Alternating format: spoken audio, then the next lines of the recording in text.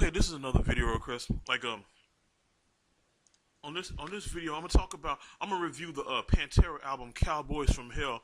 "Cowboys from Hell," which was the first album that they recorded with Phil Anselmo. I think this is like their fifth album, if I'm not mistaken. But this is their first album they recorded with the newly acquired singer Phil Anselmo. It featured like Vinnie Paul on drums, Rex Brown on bass, and Dimebag Darrell, like he originally called himself Diamond Darrell during those days. He was the guitar player.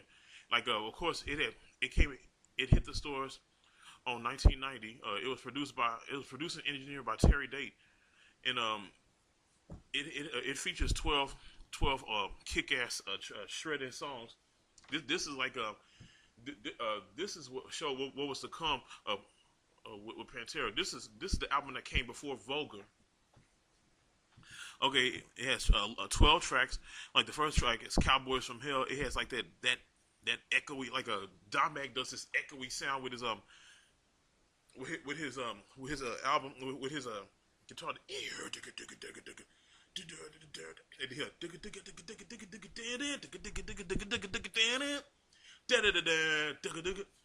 All of the walls still stand tall. Nobody touches it at all. Touches it at all. Shout out, shoot out. Phil, he basically screamed on a lot of these songs, but he did like this. He didn't do that guttural screaming that a lot of metal singers are known for. He did this melodic, high pitched singing song that he didn't even he chose not to repeat after this album. Like he basically screamed in this melodic sound, like oh, some metaled out opera singer, some songs like "Cowboys from Hell," and then like he did, "When you see us coming and you all together run for cover, we're taking over this town."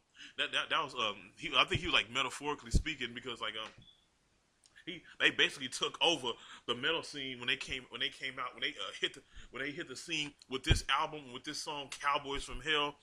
And it shows you like they really were cowboys from hell with their sound and their approach, and due to the fact that they're from the South, primarily Texas, even though Phil is from New Orleans, Louisiana. And then it has the second song, "Primal Concrete Sledge." Is a Rex Brown comes in with that thunderous machine gun playing get bass. Come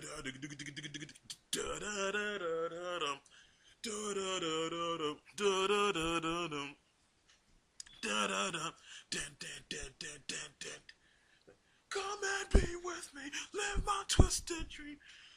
All in molten flesh, time for primal concrete sled. And then after that bass, that breakdown, and then after that, the song "Psycho Holiday," he said, ding, ding, the way they that song is presented, the way Phil sings that song and just matches it with the guitar playing, it's like I think this is like that groove metal sounding song with the song "Psycho Holiday," and then songs like "Heresy" along that follows along with it. That's an song, and then the track number 5, Cemetery Gates," was their slow song. I think it was, like, if I'm not mistaken, this was their second single off of this album. The first was "Cowboys from Hell." The second one was "Cemetery Gates." He was singing he was singing that Phil was talking about how his life is there and it's going through a cemetery. He always sung in metaphors. He basically sung in metaphors and similes. With songs like "Cemetery Gates," with Dimebag starting off slow with that E major sounded sounding vibe. It sounded like a acoustic guitar, but it's not. And then he said,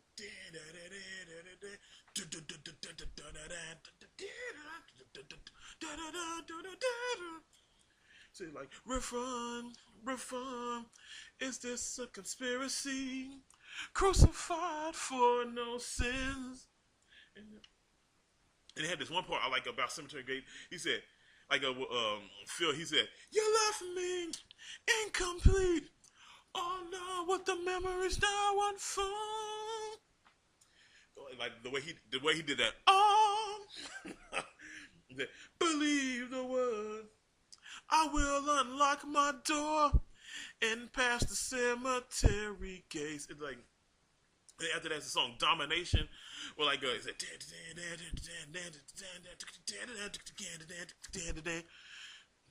like that song that's a kick ass a mosh pit song like all of these pre-Voga songs they actually held their own even though like they were this even though Voga was better this album the CFA Cowboys from Hell album it basically held their own especially with songs like Shattered it's like he's the way Phil sings on the song Shattered he said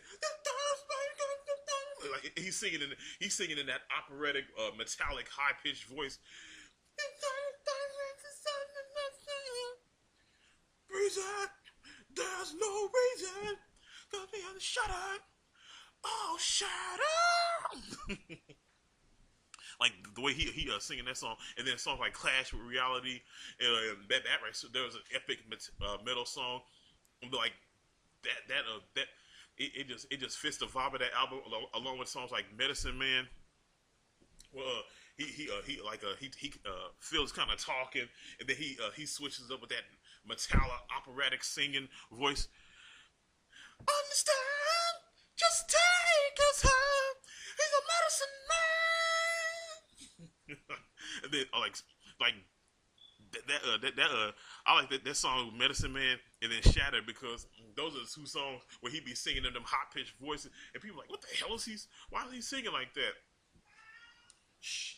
Okay, but that's basically what it's like. And then like a song like Message in Blood, which kind of deals with the vibe of his childhood and like him dream. He's singing about how he's dreaming and stuff, and like he mixes it in with his childhood. That song that's a like some of the lyrics of the song are powerful. He had even though Phil was kind of messed up in the head, he had some powerful lyrics that go along with his song. And then songs like The Sleep and then The Art of Shredding that finalized this album that shows how epic it is. This right here was a very good album, even though it's in my opinion. I like Vulgar and Far Beyond Driven a lot better than Cowboys from Hell. But Cowboys from Hell actually held its own. This is a damn good album.